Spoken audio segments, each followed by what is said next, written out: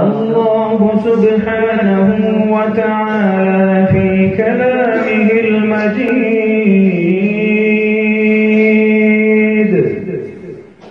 ثم أورثنا الكتاب الذين اصطفينا من عبادنا فمنهم ظالم لنفسه ومنهم مقتصد ومنهم سابق بالخيرات بإذن الله، ذلك هو الفضل الكبير.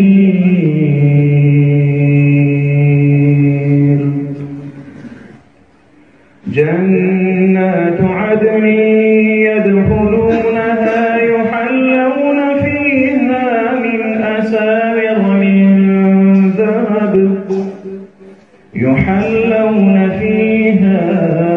أساور من ذهب ولؤلؤا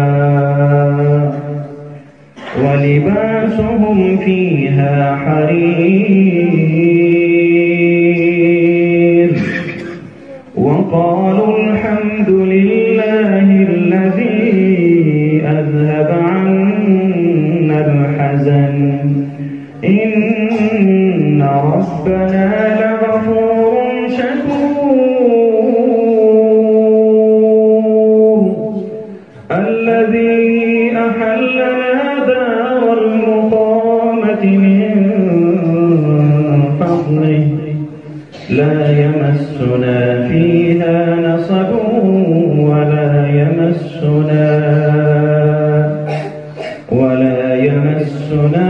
فيها لغوب.